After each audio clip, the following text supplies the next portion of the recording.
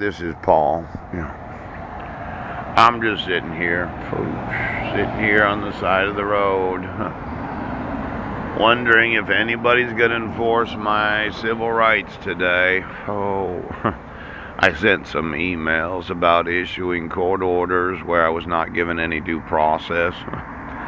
It seemed that court commissioners and judges don't believe that you can't deprive American citizens of life, liberty, or property without due process.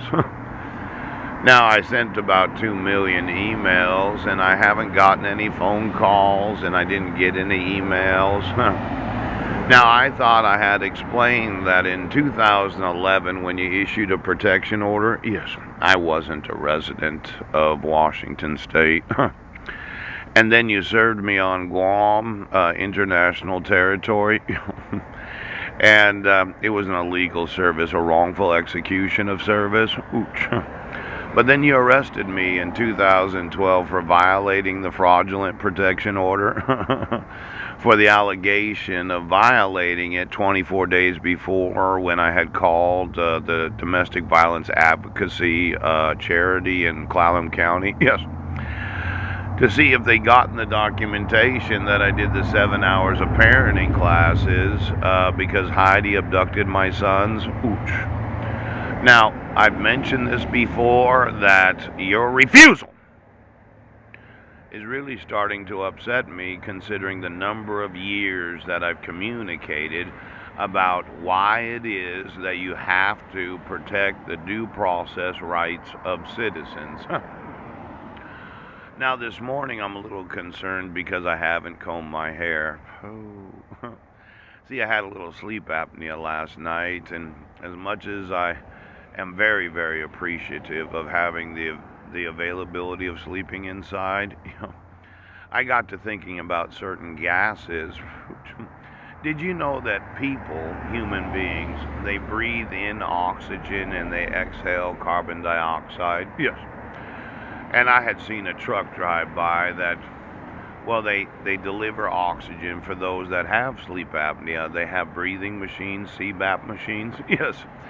And I thought maybe some of your cloning technology wasn't using oxygen the way that actual persons do. Yes. And I thought, well, when you don't respond, it could be that somebody's using some gases to gas the population. Now, there's what's known as the snorkeling concept. Yes. Let's say you sewed into my nostrils. And you sewed in somebody that doesn't really breathe oxygen, and they never talk about it, but they're breathing through me while I'm sleeping, and for some reason I keep waking up having the sleep apnea where I'm coughing in the mornings for, maybe an hour. Now, I know the family's excuse, well, he smokes, but I really think that if I looked at the nostrils of every oath of office right now, I might see a little snorkel sewn in, into the breathing apparatus known as the sinuses. Now, if you went through my nose, yes, and someone might have complained that I snored too loud, yes. Am I actually getting the actual atmosphere of where I'm sleeping at? Or did somebody decide to snow in? Did they decide to sew in the nostrils of somebody that doesn't really breathe oxygen the way that people do? Now I'm gonna need to know the CPAP machines today, yes, and the oxygen manufacturers, yes, and then I'm gonna want to know how it is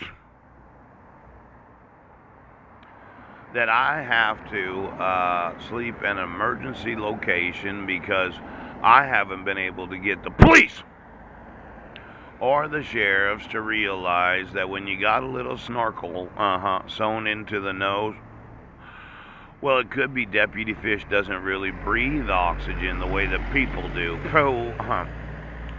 So why don't you get me the noses, the cold noses? They are not breathing oxygen. Oh, well, you sewed in. Pooch, you keep coughing me every morning. And when you sewed into my nose, what you breathe and what I breathe are two different substances. Run!